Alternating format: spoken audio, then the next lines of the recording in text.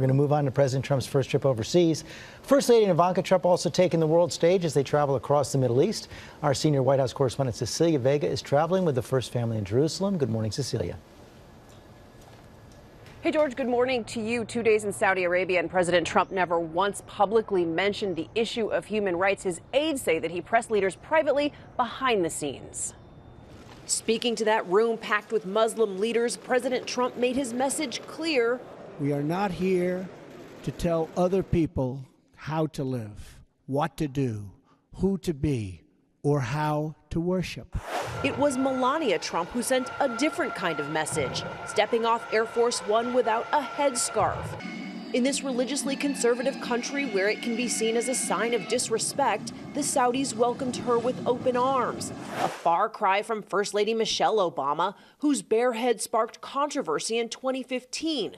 Among her critics at the time, Donald Trump, who tweeted, "We have enough enemies." Both the First Lady and First Daughter met with local women during their trip.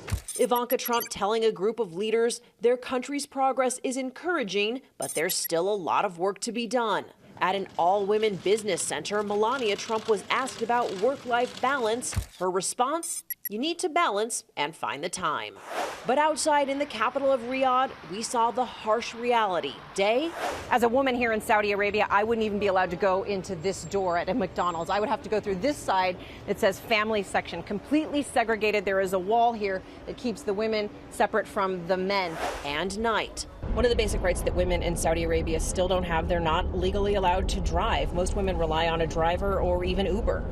Even if President Trump didn't publicly address the plight of women in Saudi Arabia, it was part of his visit anyway. Country star Toby Keith held a free concert. American flags lined the stage, but in the audience, men only, women not allowed. And this photo of a sea of men at a technology event the president attended sparked controversy online. A Saudi official fired back with a photo of his own, saying the center does have women here on the second floor. Yeah, women on the second floor there in that building. So again, the president and his senior advisors tell us that the strategy for him was to press these issues very directly behind the scenes. George, they say that his approach is to raise these issues quietly and to expect results. Okay, Cecilia, thanks very much. Let's talk now to Anita McBride, who served as Chief of Staff to First Lady Laura Bush. Anita, thanks for joining us this morning. You prepared for trips like this in the past, but this one really unique, a high-profile role for the First Lady and the First Daughter. Yes. And isn't the president lucky to have them as added surrogates and advocates for him on this trip? It is an important trip. And to start in Saudi Arabia, we know, of course, it's the most gender-segregated country in the world, but they are making reforms, and they're doing it on their own timetable. And I remember King Abdullah saying that to Mrs. Bush in a private meeting that he had with her. This has to be done according to their norms and culture. And the diversification of their economy, moving away from oil, has allowed women to enter the workplace and to contribute to their economy. And that helps to give them a seat at the table incrementally. And I think that's one thing the First Lady and both Ivanka Trump alluded to in their visits yesterday. Right, they did speak out about women's empowerment, but some critics say they didn't go far enough. And you know what? I think there was one point that Cecilia said, too, in her piece. The president was not there to lecture, and Americans really shouldn't be there to lecture, but to push the point on human rights and women's rights, if it's done quietly, that is appropriate, George. And again, it takes time for these changes to happen. And they are. And you heard the president of the World Bank mention yesterday, too, that even this Women's Economic Empowerment Fund is taking off even a lot faster than he predicted. And that is something that will help and contribute to women in Saudi Arabia. And we did see that President Trump criticized First Lady Michelle Obama for not wearing a headscarf there in Saudi Arabia, but neither did Laura Bush.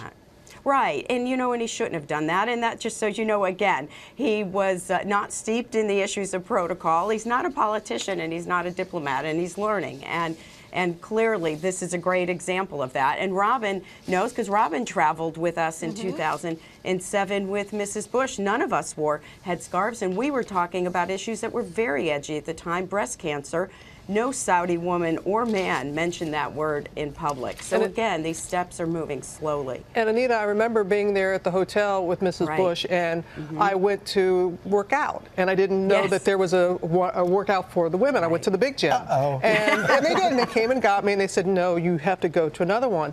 And part of me wanted to speak out, and then part of me was like, I'm there with Mrs. Bush. And so I know what you're talking about, but I did, as myself, go and talk to people, but I could not do as much as I wanted to. Right, and as a Western woman, that we get our back up on that.